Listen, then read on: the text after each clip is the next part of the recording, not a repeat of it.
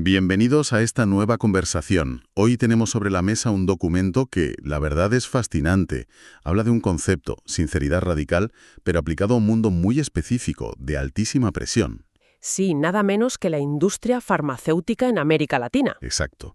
El texto es de Alexander Persant-Coll, que es director general de la Escuela Iberoamericana de Visita Médica. Y lo que vamos a hacer hoy es, desgranar cómo este enfoque intenta transformar las interacciones profesionales en un sector donde la confianza, lo es todo. Es que ese es el punto clave. El concepto original, el Radical Candor, nació en Silicon Valley, que es un entorno, vamos a decirlo, muy directo. Sí, muy al grano. Eso es. Y lo interesante aquí es ver cómo aterriza esto en una cultura profesional como la latinoamericana, donde a menudo se prioriza la buena relación, el quedar bien, por encima de la confrontación, aunque sea constructiva. Claro, son dos mundos que chocan. Por un lado la franqueza y por otro el cuidado de las formas. El texto parte de una premisa que me parece el gran dilema de cualquier profesional hoy en día: cómo ser eficaz sin dejar de ser humano. Y para resolverlo propone una fórmula que es el eje de todo: cuidar personalmente mientras se desafía directamente. Suena sencillo, pero me da que el diablo está en los detalles. Totalmente. Porque son dos verbos que, a primera vista, parecen ir en direcciones opuestas. Cuidar suena a proteger, a consentir, ¿no? Y desafiar suena a confrontar. A incomodar. Justo. Y el modelo dice que no solo no son opuestos, es que se necesitan el uno al otro. Si empezamos por cuidar personalmente, el texto insiste mucho en que no es solo ser educado. No es el buen rollismo, por así decirlo. Para nada. Es un esfuerzo activo por entender al profesional que tienes delante, ya sea un médico, un farmacéutico o tu propio jefe, como una persona completa. ¿Qué le motiva? ¿Qué presiones tiene? ¿Cuáles son sus metas? Eso es. Es pasar de verlo como un número en tu plan de ventas a verlo como un individuo. Entendido. Y luego llega la parte que creo que a todos nos cuesta más. El desafiar directamente. Aquí es donde la cosa se pone tensa, ¿no? Aquí es donde se crea el valor, pero sí, es la parte incómoda. Es tener el coraje de decir la verdad. Es, por ejemplo, decirle a un médico, con datos, que su objeción sobre un fármaco se basa en información obsoleta. O decirle a un colega en privado: oye, la forma en que estás presentando esto está creando confusión. Es honestidad sin filtros, pero, y esto es vital, siempre partiendo de la base de que lo haces porque te importa esa persona y el objetivo común. Sin el cuidar, el desafiar es solo agresión. Claro, uno sin el otro se desequilibra por completo. Si solo cuidas, eres ineficaz. Si solo desafías, eres un déspota. Exacto. El autor dice que la magia ocurre justo en la intersección. Y para entenderlo, propone una especie de mapa. Un mapa con 4 cuadrantes que es una herramienta visual potentísima para ver dónde podemos estar fallando. Sí, es casi como un GPS para conversaciones. Te permite autodiagnosticarte y entender por qué una interacción no ha funcionado. El primer cuadrante lo llama empatía ruinosa y lo describe como el error más común del visitador latinoamericano. Ahí es nada. Es el resultado de cuidar mucho, pero sin desafiar nada. Es ese pánico a caer mal. El ejemplo que pone el texto es del libro. Un médico dice que tu producto es caro y el visitador, para no crear tensión, asiente, le da la razón y se marcha. Y esto que parece un acto inofensivo de cortesía, en realidad es devastador. Primero, es ineficaz. No cumples el objetivo. Pero el problema de fondo es mucho más grave. A nivel estratégico, quieres decir. Sí, el médico se queda con una percepción errónea del fármaco. A lo mejor el coste por tratamiento es menor o hay estudios que no conoce.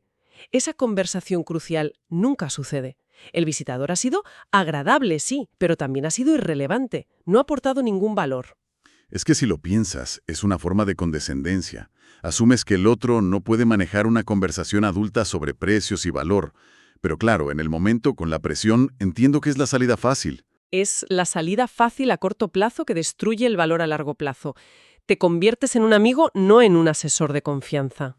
Entendido. Ese es el peligro de preocuparse demasiado por gustar. Pero, ¿qué pasa con el polo opuesto?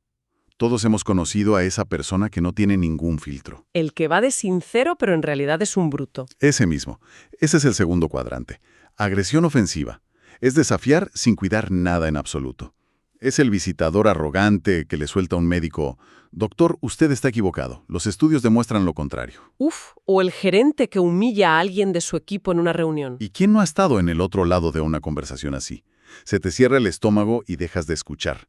Tu cerebro solo procesa el ataque, no el contenido del mensaje. Exacto. La reacción es puramente defensiva. Se levanta un muro, se queman los puentes y la relación queda dañada, a veces para siempre. Cualquier posibilidad de colaboración se esfuma porque la confianza se ha hecho añicos. No importa si tenías razón, la forma lo ha destruido todo. Todo. Vale. Tenemos los dos extremos, el que peca de blando y el que peca de duro. Pero el texto describe un tercer escenario que califica como la peor forma de comunicación, la insinceridad manipuladora. Aquí no hay ni cuidado ni desafío. Es el vacío. Es el territorio de la falsedad. Y da ejemplos muy claros, como hablar mal de un colega a sus espaldas. O prometerle a un médico algo que sabes que no puedes cumplir solo para conseguir una firma. Es la comunicación deshonesta, básicamente. Y lo curioso es que, a corto plazo, a veces funciona. El manipulador puede salirse con la suya. Puede, sí. Pero el análisis del texto sobre las consecuencias a largo plazo es tajante. El resultado inevitable es la pérdida total y absoluta de credibilidad. Que en este sector es la muerte profesional. Es que es potencialmente el final de tu carrera. Nadie se fía de ti. Ni los médicos, ni tus colegas, ni tus jefes. Te quedas completamente solo. Lo que nos lleva, por fin, al cuadrante ideal, donde según el autor reside el éxito. La sinceridad radical. El equilibrio entre cuidar y desafiar. El punto dulce. Y para que no quede en abstracto, el texto nos da un ejemplo práctico. Una frase que un visitador podría usar. Voy a leerla porque me parece que condensa toda la filosofía. Adelante, porque es un ejemplo brillante. La situación es un visitador hablando con un médico de confianza. Le dice: «Doctor Pérez, valoro mucho los años que llevamos trabajando juntos. Allí está el cuidar, la base». Exacto. Por eso mismo me preocupa que esté usando la dosis mínima de nuestro fármaco en pacientes con este perfil, ya que la evidencia muestra que no lograrán el objetivo terapéutico. ¿Podemos revisar juntos el último estudio? Y ahí, de lleno, el desafiar. Es perfecto. Analicemos por qué funciona. La primera frase es un ancla.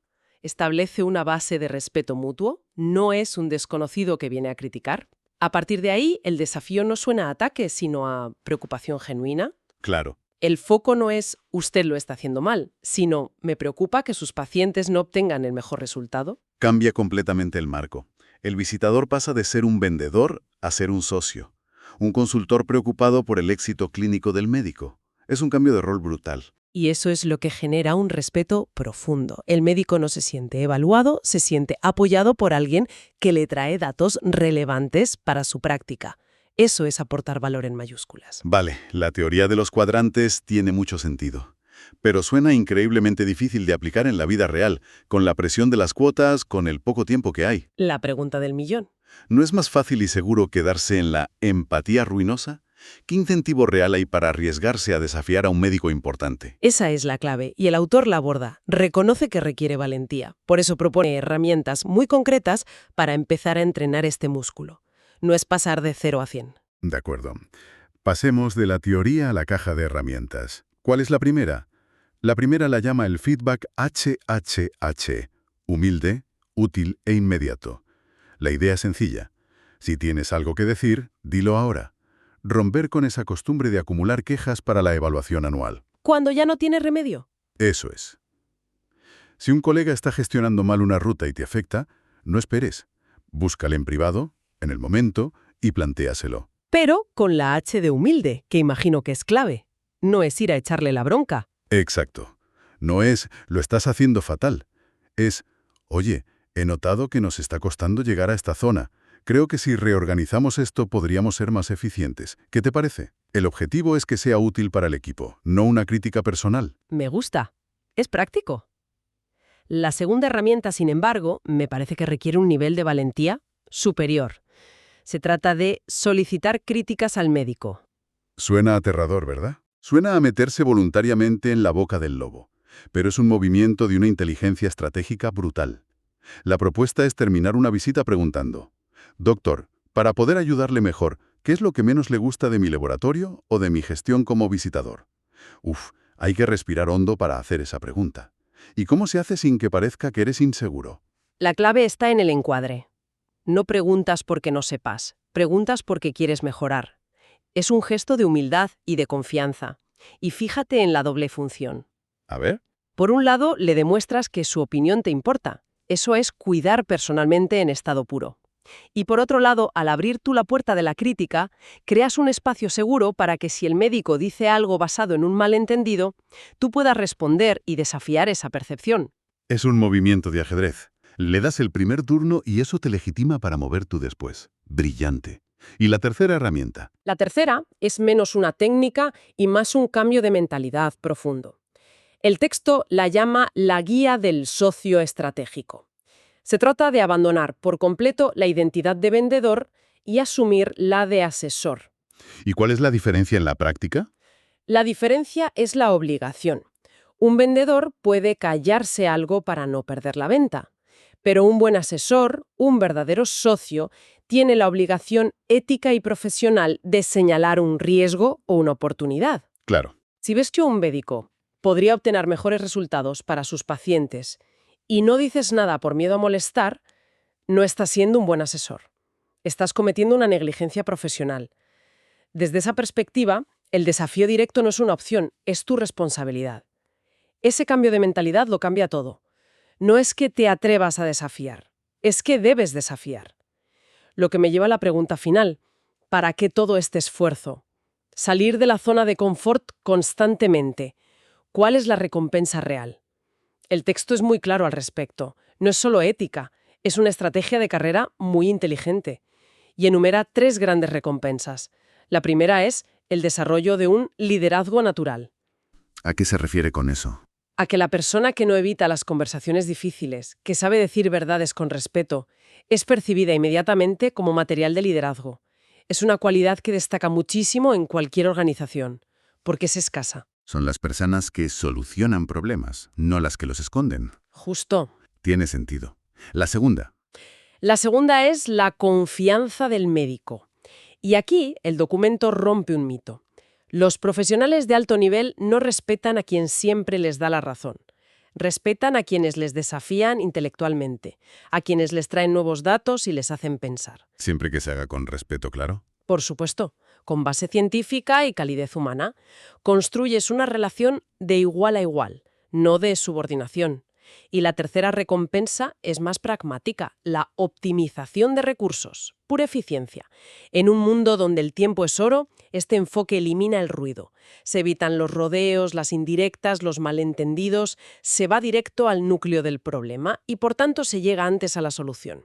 Es simplemente más rápido. Así que, si lo resumimos, lo que este modelo propone no es simplemente una técnica de comunicación, es casi una redefinición de la identidad profesional. Totalmente. Pasar de ser un simple transmisor de mensajes a un asesor estratégico de confianza. Esa es la idea central. La sinceridad radical no es una excusa para ser borde o mal educado. Es una disciplina sofisticada.